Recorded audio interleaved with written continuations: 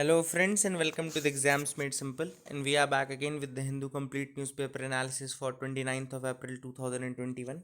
तो 29 अप्रैल 2021 का the Hindu newspaper analysis देखेंगे। शुरू करने से पहले कोविड बहुत ज़्यादा फैल रहा है एंड ये हम सबकी रिस्पॉन्सिबिलिटी है कि अपने आप को और दूसरों को सबको सुरक्षित रखें, ठीक है ना। तो this is in are hand.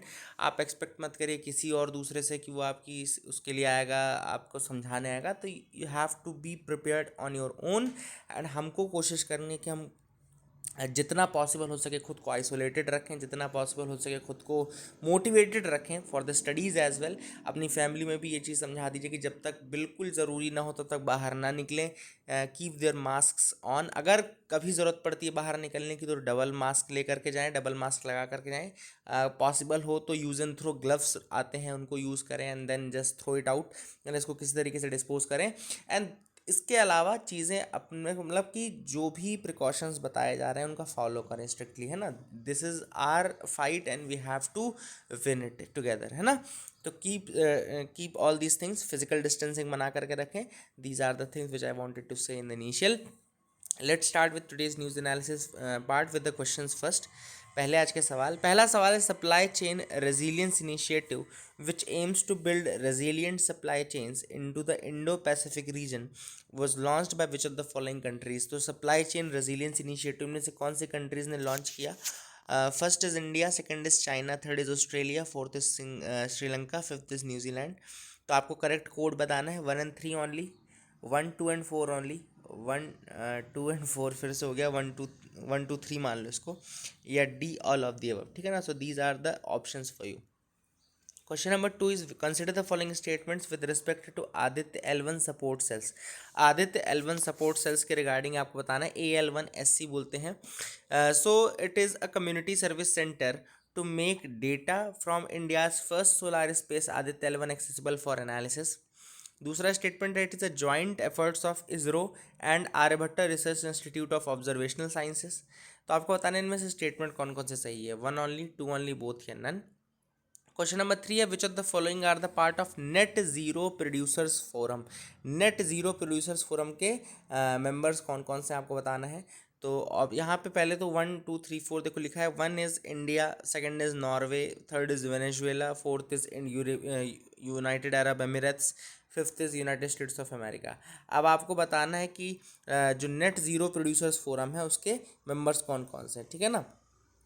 तो ऑप्शंस देख लेते हैं क्या क्या है। 2 5 and 1 2 4 3 4 5 all of the above. So these are the three questions for you today. Please do try to answer these questions in the comment section below, ठीक है ना। आगे मैं न्यूज़ एनालिसिस में कुछ इंपॉर्टेंट न्यूज़ आइटम्स बता देता हूँ जो कि अलग अलग सोर्सेज से हमने कंपाइल किए, वेबसाइट से या कहीं पे भी जहाँ जो हिंदू में नहीं आती हैं, इंडियन एक्सप्रेस की हो गई या कोई दूसरी वेबसाइट की, तो मैं आपको बता देता हूँ। पहली चीज़ है CT वैल्यू। RT-PCR का जब टेस्ट होता है, अगर आप में से किसी ने कोविड पॉजिटिव किसी पेशेंट की रिपोर्ट देखी हो, जैसे मैंने देखी है, तो मैं आपको बता सकता हूँ कि अगर किसी कोविड पॉजिटिव व्यक्ति की अगर आप रिपोर्ट देखेंगे तो उसमें एक वैल्यू लिखी रहती है, CT वैल्यू। फॉर एग्जांपल जैसे CT वैल्यू उसमें लिखी रहेगी आइदर 27, CT वैल्यू लिखी रहेगी आइदर 31, CT वैल्यू लिखी रहेगी 19। तो ये CT वैल्यू क्या है? ये कोविड पॉजिटिव पेशेंट्स के केस में ही लिखी रहती है, कोविड पॉजिटिव पेशेंट्स के केस में ही रहेगी, ठीक है ना। अब देखो होता क्या है कि जब RT-PCR टेस्ट होता है, जब RT-PCR टेस्ट होता है तो उसमें RNA को पहले DNA में कन्वर्ट करते हैं, फिर उसको अपन एम्पलीफाई करते हैं, ये सारी प्रोसेस होती है, ठीक है। और फिर वो पता करता है कि वायरस स्ट्रेन है कि नहीं है ना।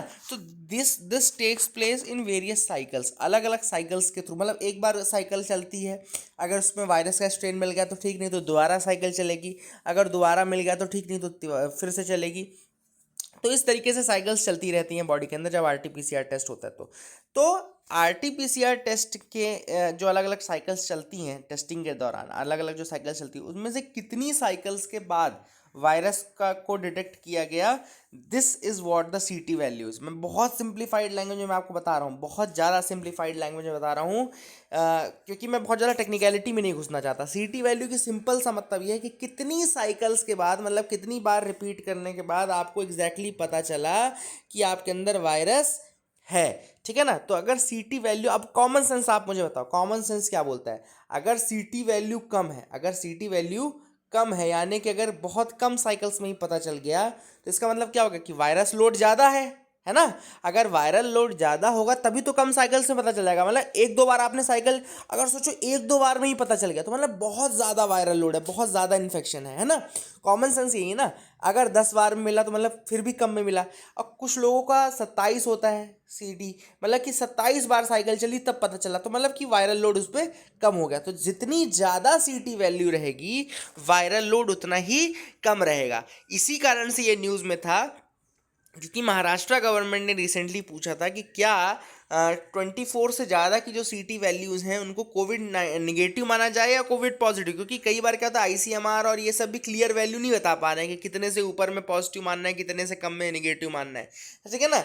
तो अब क्या है, कितने से कम में निगेटिव पॉजिटिव निगेटिव, वही तो ये वैल्यू क्लियर नहीं थी। तो अब जा करके आईसीएमआर ने एक और क्लियरेंस दिया है। उन्होंने कहा है कि 35 से नीचे की कोई भी वैल्यू को आप पॉजिटिव की तरह ट्रीट करो, और 35 से ऊपर की अगर कोई वैल्यू हो तो उसको कोविड निगेटिव ट्रीट करो, ठीक है ना। तो अब आईसीएमआर ने क्या बोला है कि 35 से ऊपर की अगर कोई वैल्यू है तो उसको कोविड निगेटिव। मैंने बता दिया आपको, ये चीज़ कंसेप्ट समझा दिया है कि सीटी वैल्यू जितनी ही ज़्यादा होगी, मतलब उतनी ज़्यादा साइकिल्स लग रही हैं वायरल लोड पता करने में, मतलब कि इन्फेक्शन उतना ही कम है, इतना उतना ही कम है। और अगर सी टी वैल्यू बहुत कम है, मतलब कि बहुत कम साइकिल्स में पता चल जा रहा है वायरस का, तो मतलब कि वायरल लोड बहुत ज़्यादा है और आपको बहुत ज़्यादा मतलब पॉजिटिवली काफ़ी ज़्यादा पॉजिटिव है, ठीक है ना। एंड तो एग्जैक्ट डेफिनेशन है, C T value is the number of cycles after which the virus was detected. Simple सी बात, आप इसको याद रखेंगे। And if the number of cycles is low, viral load is high, है ना, because virus was detected in very few cycles. Common sense है। दूसरी न्यूज़ है कि इंडिया और फ्रांस ने मिल करके एक नेवल एक्सरसाइज कंडक्ट की अरेबियन सी में। इसको हम बोलते हैं वरुण। वरुण जो है बेसिकली एक्सरसाइज है बिटवीन इंडिया एंड फ्रांस। तो I hope you all must be remembering this thing, very easy thing.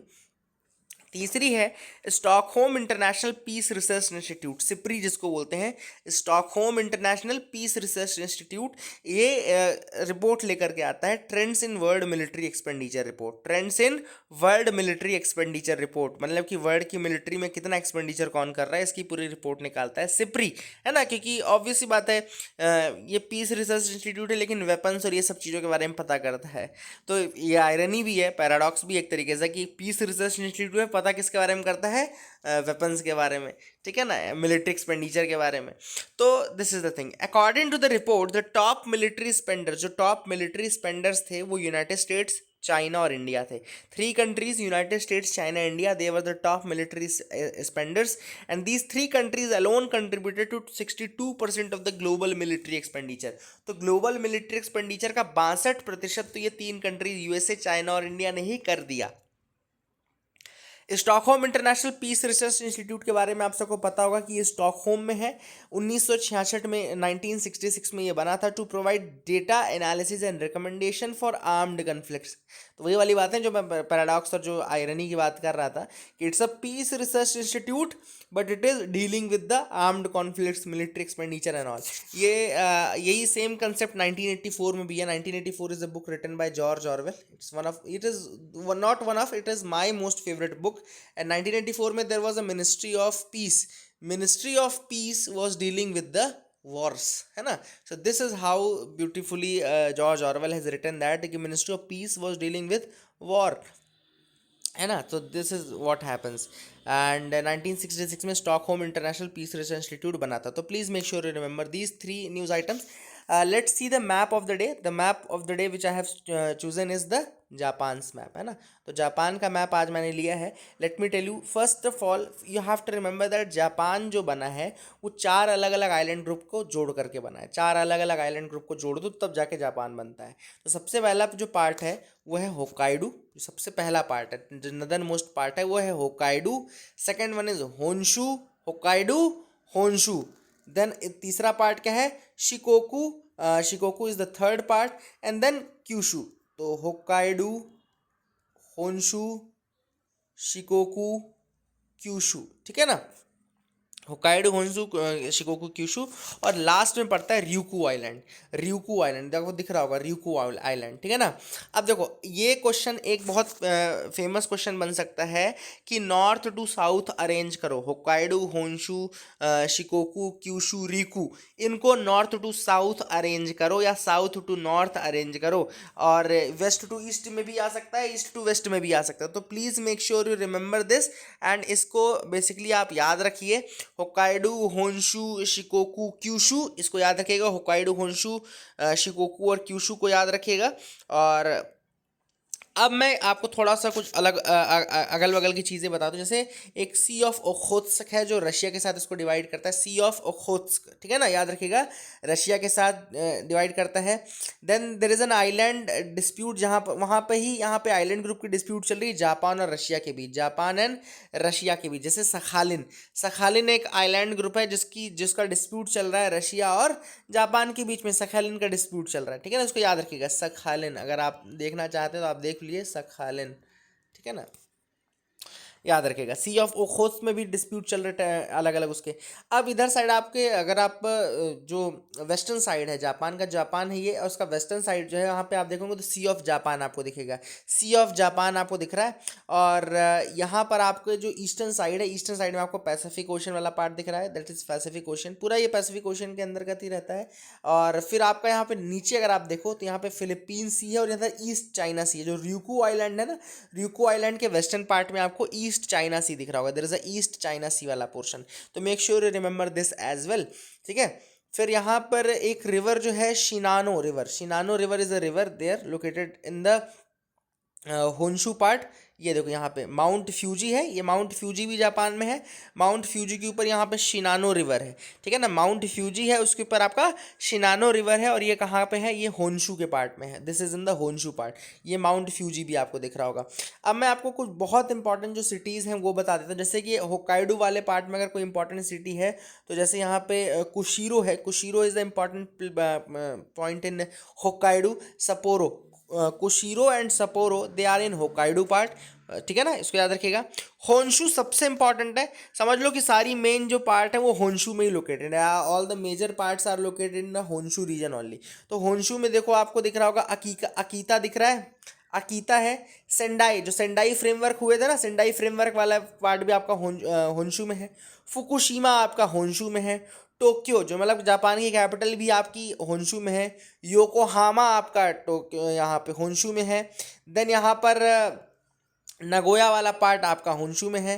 Hiroshima आपका होन्शु में है। ये सारी पार्ट होन्शु में है। और ये वाला नीचे छोटा सा पार्ट यहाँ पे शिकोकू है, जिसमें कोची लाई करता है, कोची है, केरला वाला कोची नहीं है, ये जापान वाला कोची है, ठीक है ना।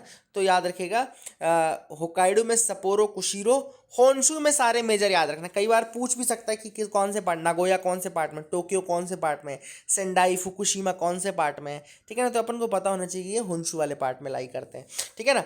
हिरोशिमा जो है वो आपका होन्शु वाले पार्ट में। ये एक डिफरेंस याद रखिएगा कि हिरोशिमा आपका होन्शु में है, लेकिन जो नागासाकी, जो बॉम्ब वाली जो लोकेशन थी ना अटोमिक बॉम्ब की, हिरोशिमा एंड नागासाकी, नागासाकी आपका क्यूशु वाले पार्ट में लाई करता है। तो नागासाकी क्यूशु में है और हिरोशिमा होन्शु में है, ठीक है ना। फुकुशिमा जहाँ पे न्यूक्लियर आउटब्रेक हुआ था वो भी आपका होन्शु वाले पार्ट में ही है। टोक्यो तो है ही, ऑब्वियस सी बात है। नागोया प्रोटोकॉल का नाम आपने सुना होगा, तो नागोया भी आपका होन्शु में है। आपने सेंडाई फ्रेमवर्क सुना है तो सेंडाई आपका होन्शु में है। तो ये आपको याद रखना है। और लास्ट जो आइलैंड ग्रुप है वो है ryukyu आइलैंड, तो वो भी आपको पता होगा, ryukyu आइलैंड नीचे है, ठीक है ना, दैट इज़ द पार्ट। और यहाँ पे यहाँ से एक ऑफ शूट की तरह निकलता है, देखो ईजू आर्कीपेलागो। तो ईजू आर्कीपेलागो अगर सपोज कभी पूछता है कौन से ओशियन में है ईजू आर्कीपेलागो, तो आप याद रखिएगा कि ये पैसिफिक ओशन का पार्ट है, और जापान के जो टोक्यो वाला रीजन है वहाँ से एक ऑफ शूट की तरह निकलता है, ठीक है ना, Izu archipelago. So these are the things which you should remember. I hope you will remember these in your memory, and इसको याद रखिएगा चीज़ों को।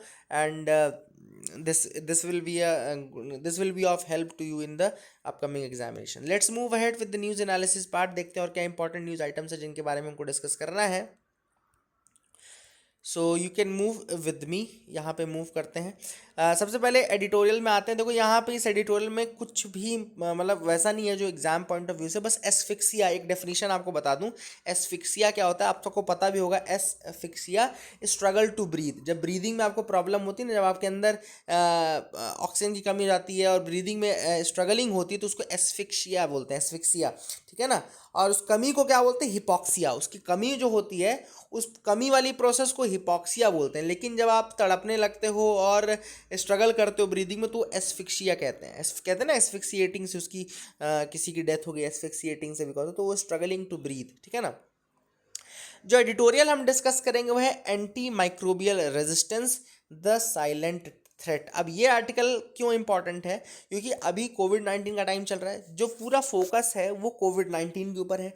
और सबसे इशू बड़ा ये है कि कोविड-19 के टाइम पे बहुत ज़्यादा लोग एंटीबायोटिक्स का यूज़ भी कर रहे हैं। ये यूज़ जो है ये वो हर व्यक्ति कर रहा है, चाहे वो पॉजिटिव आ रहा है या चाहे वो निगेटिव है। लेकिन उसका अगर एक फियर आ गया उसके अंदर का, तो वो हर व्यक्ति, आपने देखा होगा घरों में भी लोगों ने एंटीबायोटिक्स अपने से ही ले ली, एडवांस में ही लेकर रख लिया है ना। तो this creates a further problem, जो कि वर्ल्ड आने वाले समय में फेस करने वाला है। अभी इसके ऊपर किसी का ध्यान नहीं जाएगा, बट इन द फ्यूचर मतलब इसके ऊपर लोगों का ध्यान जाएगा जब कोविड ओवर हो जाएगा। And that is the anti microbial resistance. Anti microbial resistance मतलब कि क्या होता है? जब आप अनलिमिटेड यूज ऑफ एंटीबायोटिक्स करते हो, जब when you start using the non prescribed drugs, और आप नॉन प्रिस्क्राइब्ड मेडिसिन अपने आप डॉक्टर बन करके यूज़ करने लगते हो, so that becomes actually troublesome. क्योंकि आपकी बॉडी में धीरे धीरे एक रेजिस्टेंस डेवलप हो जाता है एंटीबायोटिक्स को लेकर के, और फिर आपको किसी बीमारी में भी एंटीबायोटिक्स काम नहीं करेंगी। This is the anti microbial resistance. क्या होता है कि आपकी बॉडी जो रहती है वो रेजिस्टेंट हो जाती है, और जो माइक्रोब्स अगर होंगे भी तो they will be resistant to that, and इसी कारण से कोई भी एंटीबायोटिक्स आपके यहाँ आपकी बॉडी में काम नहीं करेगी। So basically that is the issue, ठीक है ना। अब यहाँ पे ऑथर ने बताया कि एंटी माइक्रोबियल रेजिस्टेंस जो है फ्यूचर में बहुत सारी प्रॉब्लम्स क्रिएट कर सकता है, because medical treatment he possible नहीं हो पाएगा अगर एंटीबायोटिक्स ही काम ना करे, तो मेडिकल ट्रीटमेंट पॉसिबल नहीं। फॉर एग्जाम्पल डायबिटीज़ आपने सुना होगा, डायबिटीज़ में भी देखो कितनी सारी ड्रग्स हैं जो काम नहीं करती हैं ना। डायबिटीज़ में भी डायबिटीज़ मेलिटस होता है ना। और जो अलग अलग जो टाइप्स ऑफ डायबिटीज़ हैं, तो उसमें कोई 2 ड्रग से रेजिस्टेंस है, मल्टी ड्रग रेजिस्टेंट। टीवी में भी हमने देखा, सॉरी टीवी में भी देखना है, जैसे हमने देखा है मल्टी ड्रग रेजिस्टेंट टीबी हो जाता है, एक्सट्रीमली ड्रग रेजिस्टेंट टीबी होता है, ट्यूबरकुलोसिस, है ना। तो इसमें भी बहुत सारी दवाइयाँ काम नहीं करती हैं, ठीक है ना। तो ये टीबी में हमने देखा, sorry not diabetes, that was in TB, ठीक है। तो मल्टी ड्रग रेजिस्टेंट टीबी और एक्सट्रीमली ड्रग रेजिस्टेंट टीबी, उसमें तो कोई दवाई काम नहीं करती है। तो यही सारी चीज़ें आपको नॉर्मल भी होने वाला है बिकॉज ऑफ दिस। तो ये ऐसा ऑथर ने कहा है, ठीक है ना। AMR is a slow tsunami that threatens to undo a century of medical progress. तो AMR एक ऐसी स्लो सुनामी है जो कि थ्रेटन करता है to undo the century of medical progress. जितनी भी मेडिकल प्रोग्रेस हमने की उसको थ्रेटन करता है। अब ऑथर ने कहा है कि AMR represents an existential threat to modern medicine. Obvious सी बात है मॉडर्न मेडिसिन को थ्रेट है, क्योंकि जब काम ही नहीं करेगी तो हमको नई दवाइयाँ बनानी पड़ेंगी, है ना। ऑब्वियस सी बात है, जब पुरानी दवाई कोई काम ही ना करे तो नई दवाई बनानी पड़ेगी। तो it creates a threat towards the modern medicines, and it creates without functional antimicrobials। अगर antimicrobials काम ना करें, which will be treating the fungal infections, ये वो, तो बहुत छोटे छोटे इन्फेक्शंस में भी लोगों की मौत होने लगेगी। कैंसर कीमोथेरेपी काम नहीं करेगी। It will bring the risk of neonatal and untreatable infections. ऐसी ऐसी बीमारियां होंगी कि नियोनेटल मोर्टेलिटी रेट बढ़ जाएगा। All these things will happen because of AMR। तो ये भी आप याद रख सकते हैं कि क्या क्या कंडीशंस हो सकती हैं बिकॉज ऑफ द AMR, ठीक है ना। अब ऑथर ने यहाँ पे कहा है कि हमको कोशिश ये करनी है कि जो इसका यूज़ है, जो इसका मिसयूज़ है, सॉरी यूज़ तो ठीक है, एक इसका जो मिसयूज़ होता है उसको रोकने की ज़रूरत है। मिसयूज़ कहाँ कहाँ होता है? तो इसका मिसयूज़ सबसे अधिक होता है जो एनिमल हस्बेंड्री वाला पार्ट है। जानवरों को एंटीबायोटिक्स बहुत ज़्यादा दी जाती है, ठीक है ना। जानवरों को बहुत ज़्यादा दी जाती है, इसको लिख लेना। एनिमल हस्बेंड्री में काफ़ी ज़्यादा यूज़ किया जाता है एंटीबायोटिक्स का यूज़। दूसरा मैं आपको बताता हूँ, ये भी लिख लेना, जो फार्मास्यूटिकल की मैन्युफैक्चरिंग होती है, फार्मास्यूटिकल की जो मैन्युफैक्चरिंग होती है, इसमें जो बाय प्रोडक्ट्स बचते हैं, बाई प्रोडक्ट्स बचते हैं, जो वेस्ट बचता है कहना चाहिए, उसमें भी कई बार इस तरह से प्रॉपर डिस्पोजल नहीं होता, जिस कारण से एंटी माइक्रोबियल रेजिस्टेंस डेवलप होने लगता है धीरे धीरे बॉडी के अंदर। तो ये एक बहुत बड़ा इशू है। ये सारे एक तो फार्मास्यूटिकल मैन्युफैक्चरिंग याद रखना, एग्रीकल्चर में इसका मिसयूज याद रखना, एनिमल हस्बेंड्री में इसका मिसयूज याद रखना, ठीक है ना। तो ये सारे इश्यूज हैं, ठीक है। अभी रिसेंटली एक रिपोर्ट आई थी नॉन प्रॉफिट प्यू ट्रस्ट के, जिसने बोला कि that over 95% of antibiotics in development today are from small companies, 75% of which have no product currently in the market, and major pharmaceutical companies have largely abandoned the innovation in this space. तो pharmaceutical companies innovation कर नहीं रही हैं, नई antibiotics develop अगर नहीं होंगी तो पुरानी वाली में अगर कोई रेजिस्टेंट है तो उसको ट्रीट कैसे करोगे आप? How will you treat the person who is resistant to the existing antibiotics, है ना। तो यहाँ इस फील्ड में इनोवेशन करने की भी जरूरत है। वही चीज ऑथर ने यहाँ पे वे फॉरवर्ड में बताई हुई है। वे फॉरवर्ड में है कि यहाँ पे रूम है। सबसे पहली बात तो आप एक for example multi sectoral $1 billion AMR action fund जैसे लॉन्च किया गया था 2020 में, ठीक है ना। 2020 में लॉन्च किया गया क्या? AMR एक्शन फंड, यानी कि anti microbial resistance and action fund launch किया गया 2020 में, to support the development of new antibiotics. तो जैसा मैंने बताया ना कि न्यू एंटीबायोटिक्स को डेवलप करना ज़रूरी है, क्योंकि जो लोग रेजिस्टेंट हैं ऑलरेडी उनको आप कैसे ट्रीट करोगे, ठीक है ना। दूसरी चीज़ आपको क्या करना है कि जो एंटीबायोटिक्स का मिसयूज़ है, misuse of antibiotics should be stop. लोगों को बिना प्रिस्क्रिप्शंस के ये दवाइयाँ ना खरीदने दी जाए, है ना। जैसे प्रिस्क्रिप्शन ड्रग्स में रखा जाए इनको, और इनको तभी दिया जाए जब ये प्रिस्क्राइब्ड फॉर्म में आए। इसका मिसयूज़ किस तरीके से रोकना है आपको।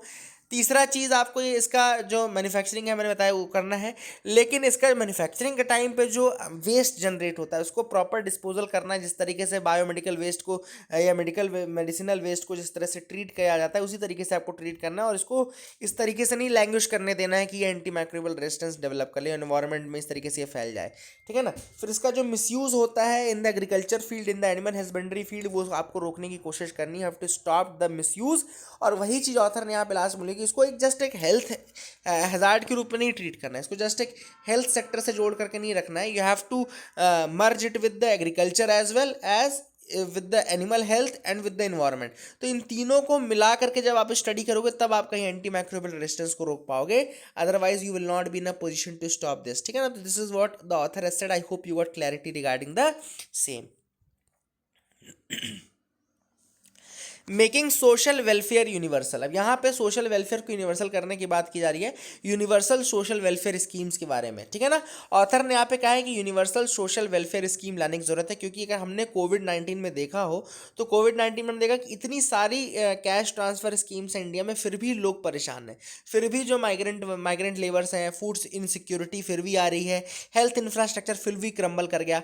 एक कहने को हमारा जो कंट्री है एक वेलफेयर स्टेट है, मतलब one of the largest democracy जो है, वर्ल्ड की लार्जेस्ट डेमोक्रेसी, वर्ल्ड की लार्जेस्ट एक कहना चाहिए सोशलिस्ट एक तरीके से कंट्री, जहाँ पे वेलफेयर स्कीम्स इतनी ज़्यादा मात्रा में 500 से ज़्यादा स्कीम्स है वेलफेयर की, फिर भी हमारे यहाँ लोग इतने परेशान हैं, कोविड इतना ज़्यादा हमारे यहाँ फैला हुआ है, और मतलब ये समझने वाली बात है, ठीक है ना। तो यहाँ पे ऑथर ने कहा है कि अब हमको सब, भाई मिडिल क्लास भी सुरक्षित नहीं है, मिडिल क्लास के लोग भी सुरक्षित नहीं है, तो अब क्या कर सकते हो आप? एक यूनिवर्सल सोशल वेलफेयर स्कीम ला सकते हो। You can bring a universal social welfare scheme. और यहाँ पे ऑथर ने एग्जाम्पल जो दिया वो लिख लेना ज़रूर आप लोग। पुअर लॉज का एग्जाम्पल दिया। एक्चुअली पुअर लॉज का मतलब ये नहीं कि पुअर जो घटिया क्वालिटी के लॉज हैं, ऐसा नहीं है।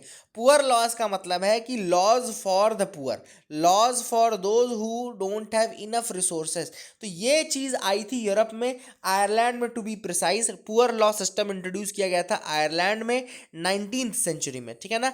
Ireland is a country that was staggering under the weight of poverty and famine. तो आयरलैंड उस समय पॉवर्टी फेमाइन के अंतर्गत आता था, और तब पुअर लॉ सिस्टम इंट्रोड्यूस किया गया था आयरलैंड में, to help the poor, to help those who are below the poverty line, and उनको रिलीफ प्रोवाइड करने के लिए ये सारी चीज़ें की गई थी, ठीक है ना। तो that is the thing which was there. And today the social welfare system in Ireland has evolved into a four-fold apparatus that promises social insurance, social assistance, universal schemes and extra benefit supplement। तो वहाँ का social welfare system बहुत ज़्यादा develop हो गया, और Ireland आपने देखा भी होगा काफ़ी ज़्यादा डेवलप्ड कंट्रीज़ में भी आती है, ठीक है ना। इंडिया में भी ये पॉसिबल है। इनफैक्ट हमने पल्स पोलियो के अंतर्गत ये काम ऑलरेडी किया हुआ है। And pulse polio immunisation programme के अंतर्गत इंडिया 2014 में पल्स पोलियो फ्री, मतलब पोलियो फ्री हो गया है कंट्री, है ना। तो that is a big achievement and that can be included in this also. Existing जो स्कीम्स हैं अलग अलग, उनको आप कोशिश करो कि सब्स्यूम करके एक यूनिवर्सल स्कीम बनाओ। कुछ एक आइदर सब्ज्यूम करो ना करो, लेकिन एक यूनिवर्सल सोशल वेलफेयर स्कीम होनी चाहिए जो कि लोगों की मदद करें। That should be the case, ठीक है ना। This is for the last mile delivery. Last mile delivery अगर आप करना चाहते हो तो आपको ये करने की ज़रूरत है। That is the thing which was mentioned in this article. I hope you got clarity regarding the same, आपको समझ में आ गया होगा। आगे मूव करते हैं, देखते हैं और क्या इंपॉर्टेंट न्यूज़ आइटम्स है जिनके बारे में डिस्कस करना है। So India Australia Japan push for supply chain resilience. India Australia Japan are pushing for the supply chain resilience. और India the supply chain resilience initiative जो है उसको फॉर्मली लॉन्च किया जा चुका है by India, Japan and Australia. India, Japan and Australia have brought this thing, ठीक है ना। इंडिया, ऑस्ट्रेलिया एंड जापान ने सप्लाई चेन रेजिलियंस इनिशिएटिव। अब सप्लाई चेन रेजिलियंस इनिशिएटिव लाया क्यों गया था? तो सप्लाई चेन रेजिलियंस इनिशिएटिव लाया गया था in order to stop the Chinese influence. Chinese influence को रोकने के लिए बेसिकली ये सप्लाई चेन रेजिलियंस इनिशिएटिव लाया गया था। तो please make sure you remember this thing as well, कि क्यों लाया गया था इसको, ठीक है ना। So for that reason supply chain resilience initiative, सब जो चाइना के ऊपर डिपेंडेंस ज़्यादा है उसको कम करने के लिए।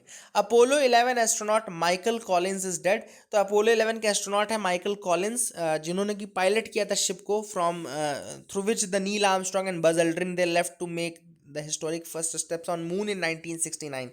तो ये भी आपको याद रखना है कि कब ये चीज़ हुई थी, तो 1969 में हुई थी, ठीक है ना। तो please make sure you remember that as well, 1969।